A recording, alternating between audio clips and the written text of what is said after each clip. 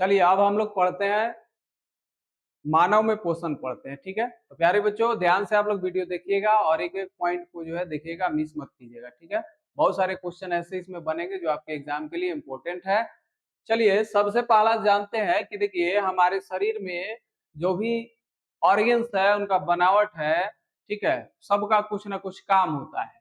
ठीक है, तो पोषण अर्थात यहाँ पे हम लोग पढ़ेंगे भोजन ग्रहण करने से लेकर के उत्सर्जन तक की प्रक्रिया को पढ़ेंगे। ठीक है, ध्यान रखिएगा कि पोषण प्रक्रिया में क्या हम लोग पढ़ेंगे, पोषण के अंदर जो है भोजन ग्रहण करने से लेकर के उत्सर्जन तक की प्रक्रिया शामिल होती है। ठीक है, तो भोजन हम लोग ग्रहण करते हैं तो कहाँ, मुंह से ग्रहण करते हैं। ठीक, और ये जो है ना अंदर की तरफ जो है ना आपके पेट में जो है उतरता है और जहाँ पाचन होता है। तो सबसे पहले ऊपर हम लोग समझते हैं कि जब हम भोजन ग्रहण करते हैं तो वह नीचे की तरफ सरकता हुआ जाता है। ठीक है, किसके माध्यम से जाता है, तो आहार नाल से जाता है। किससे जाता है, आहार नाल से जाता है, यानी इसको फूड पाइप कहा जाता है। आप यहाँ स्पष्ट देख सकते हैं फिगर में जो है ऊपर से मुंह से लेकर के नीचे की तरफ जो है जुड़ी हुई नलिका है, इसको हम लोग फूड पाइप या आहार नाल कहते हैं, जिसकी लंबाई जो है 8 मीटर से 10 मीटर तक होती है। ठीक है, और अब पढ़ेंगे आहार नाल के विभिन्न भागों की संरचना, यानी यहाँ से मुख से पढ़ेंगे, यानी मुख के अंदर हम लोग भोजन ग्रहण करते हैं तो क्या क्या होता है, उसके बाद भोजन कहाँ जाता है। ठीक है, तो मुख गुहा, ठीक है, मुख गुहा से भोजन का अंतर्ग्रहण होता है, और मुख गुहा से भोजन का अंतर्ग्रहण होता है तो हमारे मुख के अंदर लार ग्रंथि पाया जाता है। ठीक है, सबको पता है कि लार ग्रंथि पाया जाता है।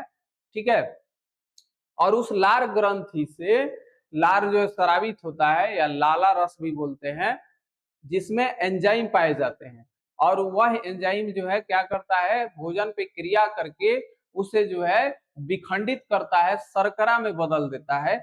आप जो है महसूस करिएगा कि जब आप भोजन चबाते हैं तो भोजन आपको मीठा भी लगता होगा। ठीक है ना, कुछ ऐसा जो है आपके चबाते चबाते जो है एक क्षण ऐसा आता है जब भोजन आपको मीठा लगता होगा। इसका मतलब है कि भोजन चबाने के बाद, विखंडित होने के बाद वह शर्करा में क्या होता है, बदल जाता है, और जीव जो होता है हमारे मुंह के अंदर, जीव जो है क्या उसको अच्छी तरीके से जो है ना लार के साथ मिला देता है। तो जितना देर आप भोजन को अच्छे ढंग से चबाइएगा, मुंह के अंदर रखिएगा, उतना ही बेहतर जो है ना उसका पाचन होता है, और वह अंदर की तरफ भोजन ग्रसिका के माध्यम से,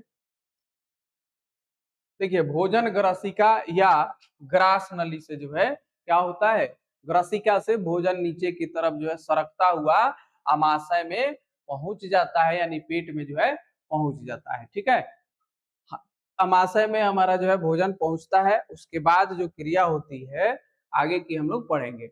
अब समझिए कि आहार नाल में भोजन जो सरकता हुआ नीचे की तरफ जाता है उसको हम लोग क्या बोलते हैं, तो क्रमाकुंचन गति बोलते हैं। हमारे जो है फूड पाइप में होता है, फूड पाइप में जो है ना क्या होता है कि जो है उसमें इस प्रकार से जो है ना वह फूलता है और सिकुड़ता है, फूलता है सिकुड़ता है, जिसको क्रमाकुंचन गति बोला जाता है। इसी क्रमाकुंचन गति के कारण भोजन जो है नीचे की तरफ सरकता हुआ अमाशय में पहुंचता है। ठीक है, यहाँ पे फूड पाइप में जो है एक जो है सिकुड़न और जो है फूलता है सिकुड़ता है, उसी के माध्यम से भोजन कहाँ पे पहुंचता है, तो अमाशय में पहुंचता है। अब भोजन अमाशय में पहुंचता है तो अमाशय के अंदर जो बनावट है और जो ग्रंथियां है जिससे अम्ल वगैरह स्रावित होते हैं, एंजाइम स्रावित होते हैं, वह भोजन पर क्रिया करता है। आगे देखेंगे,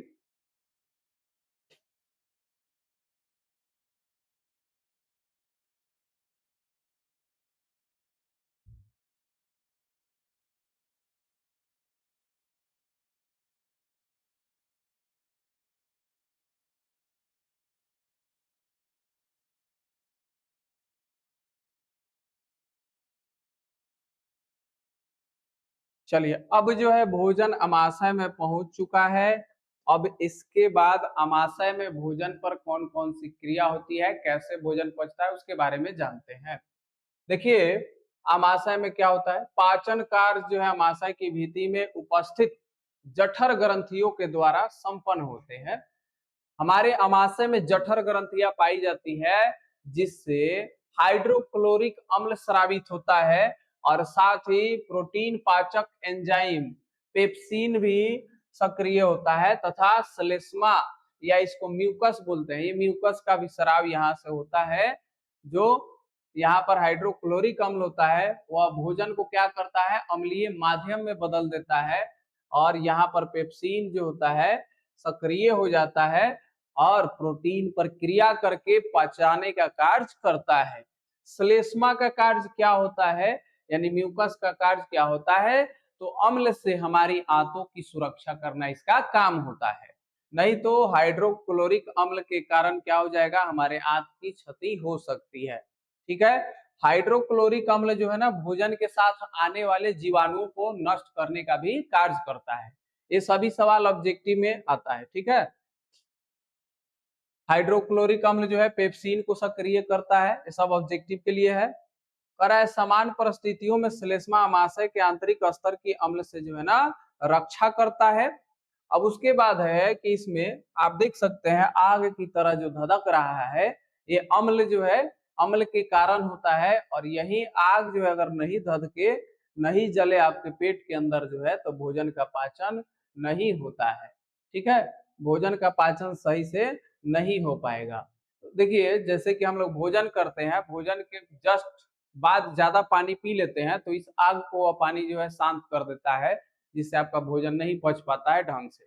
इसीलिए भोजन के जस्ट बाद जो है ना थोड़ी मात्रा में पानी पीना चाहिए और आधे घंटे के बाद ही पानी जो है भरपूर पीना चाहिए। ठीक है, चलिए अब यहाँ आप देख सकते हैं तो भोजन का इसमें क्या होता है ना कि पाचन जो होता है तो एक लेई की तरह हो जाता है यहाँ पर आकर, जिसको काइम कहा जाता है। अर्थात यहाँ आमाशय के अंदर जो है ना भोजन काइम के रूप में जो है हो जाता है।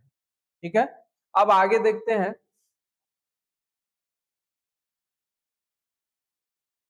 अब यहाँ से भोजन पहुंचेगा कहाँ पे, तो ये छोटी आंत में पहुंचेगा। ठीक है, एक बात जान लीजिए कि जब भोजन होता है वह काइम के रूप में कहाँ पे पहुंचता है, तो छोटी आंत में पहुंचता है। अब भोजन कहाँ चला गया, छोटी आंत में। एक एक करके प्रोसेस को पढ़ना है। अब देखिए, अब जो है भोजन कहाँ पहुंचेगा, छोटी आंत में, जहां पाचन होता है और पाचन के साथ साथ अवशोषण भी होता है। यहाँ पे लिखा हुआ है छोटी आंत। छोटी आंत आहार नाल का सबसे लंबा भाग है। देखिए नाम छोटी है लेकिन वह सबसे बड़ा भाग होता है। आहार नल का सबसे बड़ा भाग छोटी आंत है। ठीक है, भले नाम है छोटी आंत लेकिन ये जो है ना लंबाई में सबसे ज्यादा होता है। शाकाहारी जंतुओं में छोटी आंत की लंबाई जो है अधिक होती है। ध्यान रखिएगा कि ऑब्जेक्टिव में पूछेगा कि निम्नलिखित में से किस प्रकार के जीवों में छोटी आंत की लंबाई ज्यादा होती है, तो शाकाहारी जंतु जो होता है ना उसमें छोटी आंत की लंबाई ज्यादा होती है।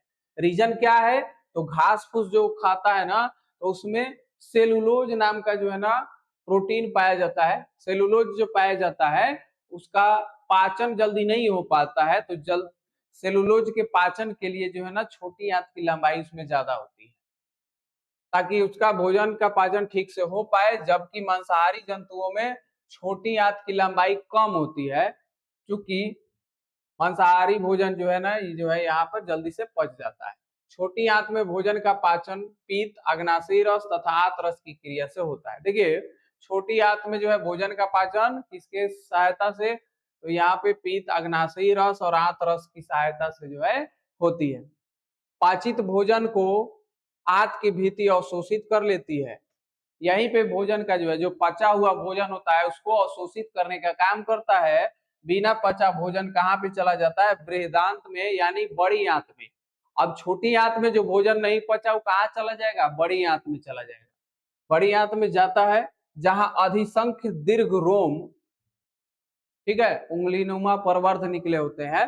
अधिसंख्य दीर्घ रोम इस पदार्थ में से जल का अवशोषण कर लेते हैं और अन्य पदार्थ गुद्दा द्वारा शरीर से बाहर कर दिया जाता है।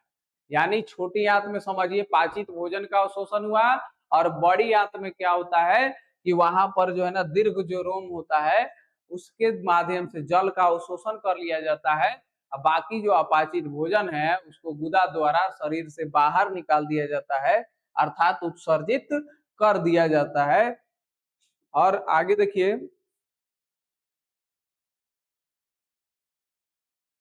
और यहाँ पर अपाचित भोजन को शरीर से बाहर कर दिया जाता है। इस प्रक्रिया को क्या कहा जाता है?